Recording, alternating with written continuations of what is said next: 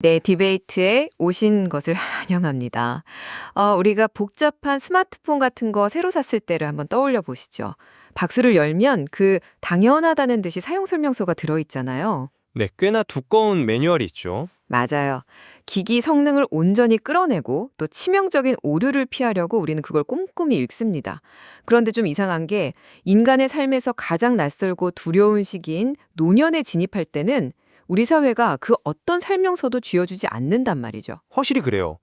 오히려 명문화된 공식 매뉴얼이 없으니까 그 사회가 암묵적으로 강요하는 보이지 않는 규칙들에 더 얽매이게 되는 것 같기도 합니다. 네, 그래서 오늘 우리가 다룰 주제가 바로 그 지점을 정확히 건드리고 있습니다.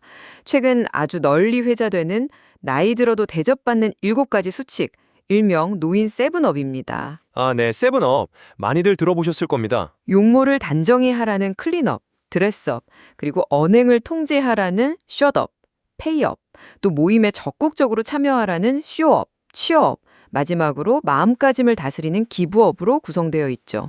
사실 지금 듣고 계신 30대, 40대 분들은 아직 내 얘기 아니야 라고 생각하실 수도 있어요. 하지만 오늘 우리가 해부할 이 텍스트가 어쩌면 여러분이 20년 뒤에 고스란히 서명해야 할 사회적 계약서일 수도 모릅니다. 진짜 그렇습니다. 세대를 불문하고 들여다봐야 하는 이유죠. 그래서 오늘의 핵심 쟁점은 이겁니다.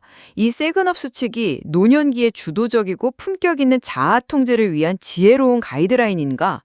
아니면 젊은 세대에게 대접받기 위해 노인 스스로 목소리를 억압해야 하는 강압적인 굴레인가 하는 거죠. 맞습니다. 먼저 제 입장을 짧게 말씀드리면 저는 이 수칙들이 고립을 막고 노년의 존엄을 지켜내는 대단히 훌륭한 다기관리 시스템이라고 봅니다. 저는 완전히 다르게 읽었습니다. 철저히 타인의 시선에 얽매여서 노인의 주체성을 약화시키는 억압적인 타협안이라고 생각하거든요. 좋습니다. 그럼 제 관점을 조금 더 구체적으로 설명해 볼게요.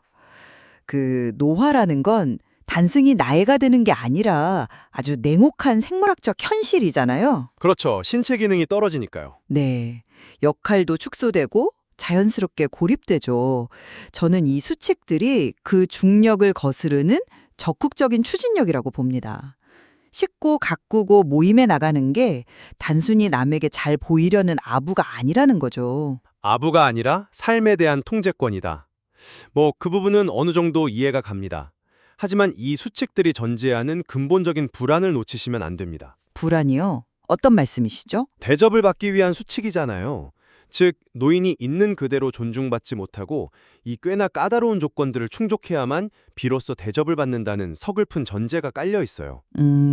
조건부 승인이라는 말씀이시군요. 맞습니다. 긍정적인 자기 실현이 아니라 노인이라는 존재 자체의 가치를 지우고 철저히 타인에게 무해하고 편리한 존재가 되라고 강요하는 가이드라인이라는 게 제 핵심 문제의식입니다. 어떤 맥락에서 우려하시는지 충분히 이해합니다. 하지만 그 무해함이라는 걸 단순히 사회적 억압으로만 볼 수 있을까요? 첫 번째 쟁점인 외적 관리, 그러니까 클린업과 드레스업부터 한번 파고들어 보죠. 외모와 옷차림에 대한 부분이죠. 네. 옷차림 신경 쓰고 단정해야 하는 게 심리학에서 말하는 체화된 인지 개념이랑 아주 잘 맞닿아 있습니다.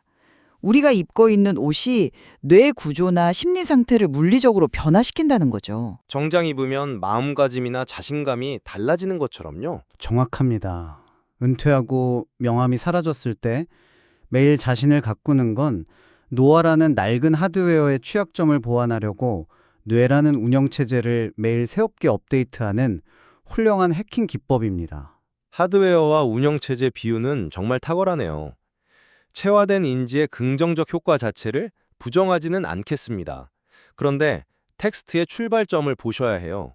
클린업 첫 문장이 뭔지 아십니까? 늙으면 추접해지기 쉽다 이거죠? 네, 이게 과연 자아 존중을 위한 언어일까요? 저는 이 거친 문장 속에서 내가 냄새나면 사람들이 나를 피하겠지 라는 지독한 두려움을 봅니다. 신체적 변화를 추접함이라는 혐오적 단어로 규정하고 있잖아요. 단어가 좀 거칠긴 하죠. 공포가 동력이 된 관리는 품위가 아니라 그냥 무리해서 버림받지 않으려는 생존형 위장술에 불과합니다. 사실 저도 그 추접하다는 표현에는 100% 동의하지 않습니다. 거칠어요. 하지만 그 이면의 생물학적 현실은 직시해야죠. 나이가 들면 노네날데하이드라는 물질이 나오잖아요. 소위 말하는 노인 냄새의 원인이죠. 맞습니다. 피할 수 없는 생리적 현상이에요. 스피노자가 감정은 그것이 무엇인지 명확히 이해하는 순간 더 이상 고통이 아니다 라고 했거든요. 객관적 현실을 인정하고 스스로 관리하겠다는 의지를 생존형 위장술로 깎아내리는 건 너무 과혹합니다. 생물학적 팩트를 아는 것과 그걸 추접하다고 내면화하는 건 완전히 다른 문제입니다. 게다가 씻고 잘 입는 건 타인에게 무해하니까 그렇다 치죠. 진짜 위험한 건 다음 단계로 넘어갈 때 발생합니다. 언행을 통제하는 셧업과 페이업으로 넘어가시는군요. 네. 타인에게 불쾌감을 주면 안 된다는 방어적 논리가 노인의 지성과 언어까지 통제하는 단계로 확장됩니다. 저는 이 두 수칙이 가장 폭력적인 독소 조항이라고 봅니다. 폭력적인 독소 조항이라 단어가 꽤 센데요. 어떤 메커니즘에서 그렇게 위험하다고 보십니까? 어디서나 꼭 할 말만 하고 논평 대신 덕담을 하라. 그리고 지갑은 열수록 입은 닫을수록 대접받는다. 이거 세대 간의 소통을 지극히 자본주의적인 거래로 전락시키는 명제 아닙니까? 지혜나 비판을 통째로 폐기 처분한다는 뜻인가요? 바로 그겁니다. 젊은 세대가 노인에게 바라는 건 오직 돈과 친목뿐이라는 메시지를 공식화한 거잖아요.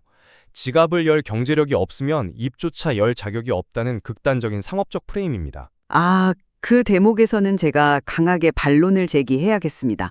이걸 단순히 돈 주고 입 틀어막는 거래로 환원하는 건 인간 심리를 너무 얇게 해석하신 겁니다. 얕게 해석했다고요? 네, 먼저 셧업부터 보시죠. 이 수칙의 방점은 침묵에 있는 게 아닙니다. 논평하지 말고 덕담하라는 생산적인 행위에 있어요.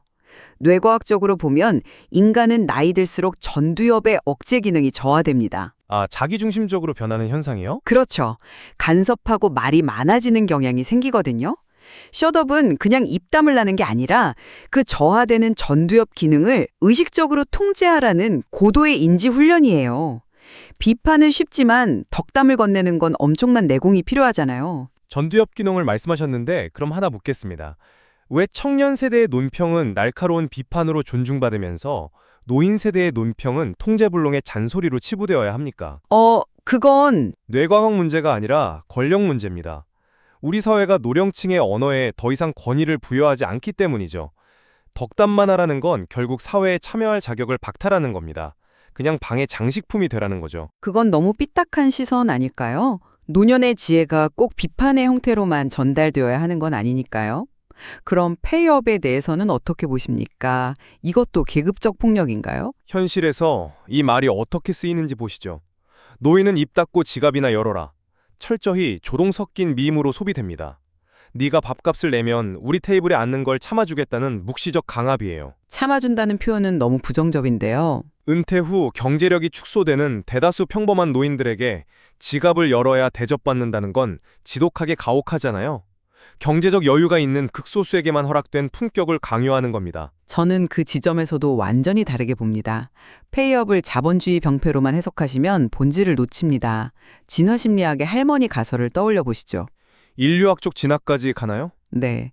원시사회에서 생식 능력이 끝난 노장들이 축적한 자원을 나누어 주면서 부족 전체의 생존율을 높였잖아요. 아랫사람에게 기꺼이 베푸는 건 세대 간 결속을 다지는 아주 원초적인 생존 역학입니다. 아, 돈으로 대접을 사는 게 아니라는 말씀이군요. 그렇죠. 내가 여전히 기여할 수 있는 기여자라는 선언입니다.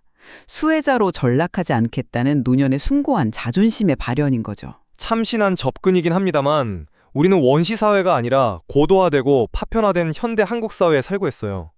베품이 존경을 이끌어낸다는 건 알지만 세븐업 전체 논리구조를 봐야 합니다. 전체 구조요? 네.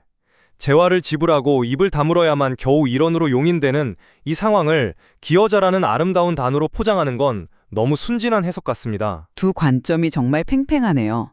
좋습니다. 그럼 외부 행동을 넘어서 내면의 심리 상태를 묘사하는 마지막 7번째 수칙, 기부업으로 넘어가 보죠. 포기할 건 포기하라. 그거군요. 네. 미련을 버리고 과감하게 포기하라. 저는 이게 앞선 6가지 지침을 꿰어내는 최고 수준의 심리적 해방이라고 봅니다. 발달 심리학자 에릭슨의 자아 통합론 아시죠? 노년기 발달 과업인 자아 통합대 절망, 그 이론이요? 정확합니다. 내 젊음이 지났고 불완전했지만 그 자체로 온전한 의미가 있었다고 받아들이는 지혜입니다. 주인공 자리를 내려놓고 다음 세대에게 무대 중앙을 내어주는 것. 이건 패배가 아니라 초월입니다. 에릭슨 이론에는 전적으로 동의합니다. 하지만 누누이 강조하건대 텍스트는 맥락 속에서 읽어야죠. 포기하라. 이 한 문장만 보면 성인군자 같지만 앞선 6개랑 결합해 보십시오. 냄새 안 나게 꾸미고 입은 닫고 돈은 내고 그렇죠. 이 모든 억압적 과정의 최종 결론이 기부업입니다. 이런 맥락에서 볼 때 여기서 포기하라는 게 정말로 과거에 대한 부질없는 집착일까요? 그럼 선생님은 무엇을 포기하라는 압박으로 읽으신 겁니까? 정당한 권리와 자아, 그리고 마땅히 내야 할 목소리 자체를 포기하라는 체념의 강요입니다. 자아 통합은 대접이라는 보상체계에 얽매여서 이루어지는 게 아니에요. 수칙 제목 자체가 대접을 받는 수칙이니까요. 네, 너희 시대는 끝났으니 불만 없이 물러서라는 사회의 통보를 너그러운 포기로 길들이는 겁니다. 권리가 침해당해도 노인이니까 참아라 라고 억압하는 굉장히 위험한 논리로 악용될 수 있어요. 체념의 강요라. 확실히 그 관점에서 보면 이 텍스트가 꽤 서글프게 읽힐 수도 있겠네요. 정말 치열한 논의였습니다. 이제 두 사람 입장을 어느 정도 갈무리해볼 시간이네요. 벌써 시간이 그렇게 됐군요. 네. 전엔 오늘 이 노인 세분업이 노년의 삶을 능동적으로 설계하기 위한 실천적 지혜라고 변호했습니다. 고립되기 쉬운 노년의 위기를 극복하는 훌륭한 나침반이 될 수 있다는 입장이었죠. 반면 저는 이 수칙들이 노인에게 양보와 침묵을 요구하는 불평등한 계약일 수 있다고 지적했습니다. 경제적 대가와 침묵을 지불해야만 관용을 얻어내는 폭력적인 현실이 내재되어 있다는 입장이었고요. 긍정적 자기관리의 툴이냐, 억압적 타협안이냐 아주 날카롭게 대립했습니다. 하지만 토론을 거치면서 한 가지 지점에서는 깊이 공감한 것 같습니다. 네, 이 7가지 수칙이 우리 사회가 노년이라는 존재를 어떻게 바라보고 대우하는지를 적나라하게 비춰주는 사회학적 거울이라는 사실입니다. 맞습니다. 결국 처음 던졌던 설명서 이야기로 돌아가게 되네요. 청취자 여러분 중 젊은 분들은 노인은 지갑 열고 입 닫아라 라는 말이 당장은 속 시원하게 들리실지도 모릅니다.